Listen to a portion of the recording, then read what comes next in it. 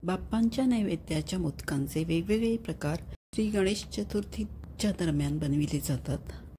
आज आपण अगदी कमी खर्चात आणि अगदी कमी साहित्यात घरच्या घरी खव्यासारखे रुचकर आणि खुसखुशीत 1 कप दूध वापरून झटपट मोदक रेसिपी बनवणार आहोत।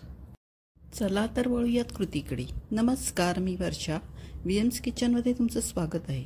सर्वात आधी एका कढईत 1 मोठी वाटी दूध गरम करायला ठेवले।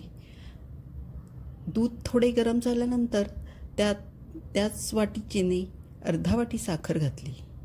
ही रेसिपी बनवताना तुम्ही शक्यतो नॉनस्टिक पॅनचा वापर करा, म्हणजे मिश्रण खाली लागणार नाही।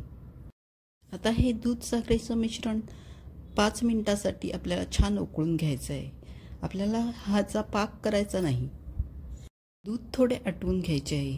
दूध आटवताना चमच्याच्या साहाय्याने दुधावरील साय ओढून दुधात मिक्स करून घ्यायची।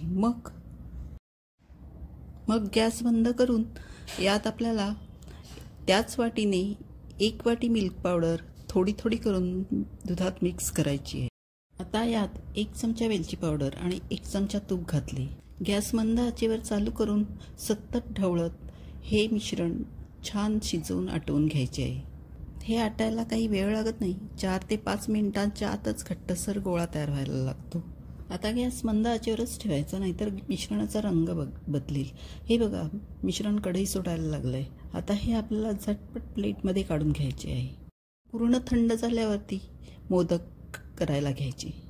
हा आपण दुधात मिल्क पावडर घालून मोदकाच्या साच्याला तेल किंवा तुपाचा हात लावून घ्यायचा आणि मग सजावटीसाठी थोडे बदाम, काजू, पिस्त्याचे काप आणि 1 केसरची काडी लावून घ्यायची आणि मग तयार केलेल्या खव्याचा छोटासा गोळा दोन्ही बाजूला भरून घ्यायचा।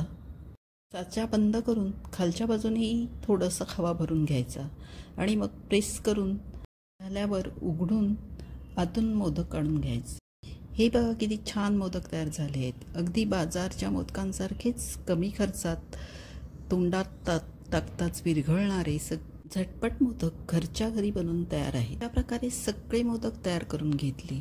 हे मोदक 15 ते 20 दिवस टिकतात। तुम्ही हे नक्की बनवून बघा। अशाच प्रकारच्या नवनवीन रेसिपीज पाहिजे असतील तर या प्लेलिस्टवर क्लिक करून चॅनलला नक्की लाईक आणि सबस्क्राईब करून कमेंट करा।